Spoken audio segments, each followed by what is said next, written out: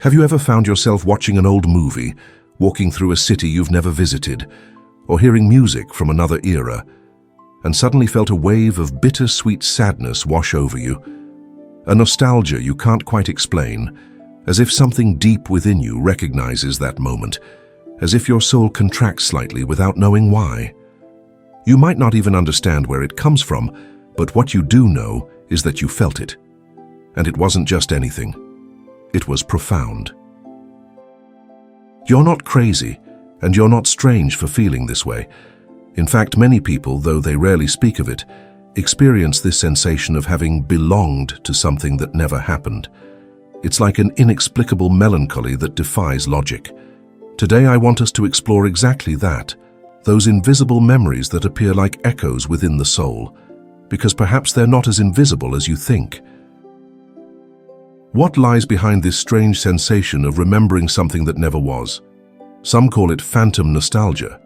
Others, from a psychological perspective, speak of subconscious idealization. But from a spiritual standpoint, what we feel might have much deeper roots. Carl Jung spoke of the collective unconscious, a kind of network where we share symbols, memories, and emotions beyond time itself. When something resonates with this collective unconscious, we feel it as if it were part of us, even though we never personally experienced it. Have you ever, for instance, seen images from World War II and felt a weight in your chest?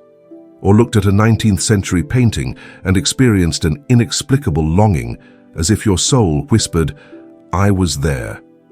There are those who feel this connection to ancient times, indigenous peoples, old dances, sounds they shouldn't know but somehow recognize from within. This isn't coincidence. Perhaps right now you're wondering, why me? Why does this happen to me? The answer is more revealing than it appears. That nostalgia for what you never lived might be a doorway, a signal, a silent call from parts of yourself that extend far beyond this lifetime. Sometimes these feelings appear precisely when we're most disconnected from our reality, as if something within us is trying to remind us that we are more than this body, more than this story. Perhaps it's your soul's way of whispering, there's something more. When you feel that nameless sadness, that inexplicable yearning, what you're really feeling is yourself, remembering who you've been. Let me ask you something profound. Have you ever cried during an old film as if you were part of it? Have you felt comfortable in a place you'd never been before? Or simply felt pain watching someone else's story as if it were your own? If any of those answers is yes, then what we're about to explore will resonate deeply with you. From a spiritual perspective, there are those who believe this sensation of nostalgia for the unlived might be a form of soul echo. Some Eastern masters spoke of this centuries ago.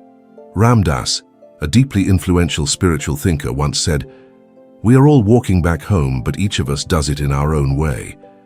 Perhaps what you feel, that unnamed saudade, is nothing more than your soul walking toward home, remembering. What many don't know, because almost no one teaches us, is that we carry in our bodies not only our own history, but also the history of those who came before us. We're not just talking about genetics, but about energy, vibration, memories that are recorded beyond cells. This concept, now being studied by epigenetics, was intuited centuries ago by indigenous cultures and mystical traditions. Have you ever wondered if that melancholy you feel for a distant place or ancient era might be an inherited emotion? Perhaps someone in your lineage, a grandmother, a great-great-grandfather, lived something so intense that the emotion remained vibrating in the bloodline, waiting to be recognized. Viktor Frankl, psychiatrist and Holocaust survivor, said that what gives meaning to our lives isn't happiness, but significance. Sometimes understanding the meaning of our strangest emotions can open doors we didn't even know existed. If that nostalgia that visits you comes from a soul memory or inherited wound, understanding it might be the first step toward releasing it. Here's where everything takes an even more unexpected turn. What if what you feel isn't just a memory of the past or an inherited wound, but an intuition of the future? What if that longing you carry isn't for what was, but for what's yet to be? Alan Watts, one of the great spiritual thinkers of the 20th century, spoke of how time as we perceive it is nothing more than a linear illusion. He said consciousness isn't limited to past or present, but can expand beyond, toward dimensions that escape our rational understanding. Perhaps that sense of familiarity with something you haven't lived isn't a memory, but an echo of what's coming. Imagine for a moment that the yearning you carry within is your spirit's way of trying to remind you of something that hasn't happened yet, a place you'll know, a love that hasn't arrived, a mission you're about to fulfill. Sometimes the soul sees ahead. Sometimes the soul knows before the mind understands. Now that we've explored so many possibilities, the past, ancestors, previous lives, even the future, let's pause on something closer, the now. Perhaps that nostalgia for eras you never lived, for places you never visited, isn't just a spiritual clue but also a silent alarm, a reminder that your present isn't completely aligned with who you came to be. Many spiritually sensitive people feel they don't belong, that they're out of place, that this life as it is isn't enough. When this happens, it's natural for the mind and soul to create emotional refugees in other eras, other stories, even in memories that never happened, as an attempt to feel something real again. But what if that longing is your soul telling you you're ready for transformation? What if instead of being a punishment, that inexplicable sadness is a compass? When we're not living what the soul came to live, the body tires, the mind scatters, and the spirit begins seeking signs. Osho, the Indian mystic who revolutionized spiritual thought in the 20th century, used to say that nostalgia is a form of soul intelligence. That only awakened souls feel that discomfort with an empty, superficial, or imposed life, because the soul, when it begins to awaken, no longer tolerates living anesthetized. Don't ignore that nostalgia. Don't see it as weakness. Don't hide it. Observe it. Listen to it.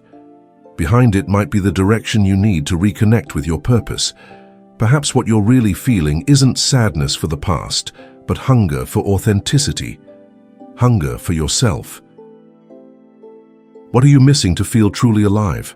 Not what you were told should make you happy, not what others expect, but that which would make you feel you're fulfilling your existence. The healing power of recognition. As we've walked together through all these invisible landscapes of the soul, past lives, ancestral wounds, future memories, and present voids, perhaps you're beginning to look at that nostalgia with different eyes.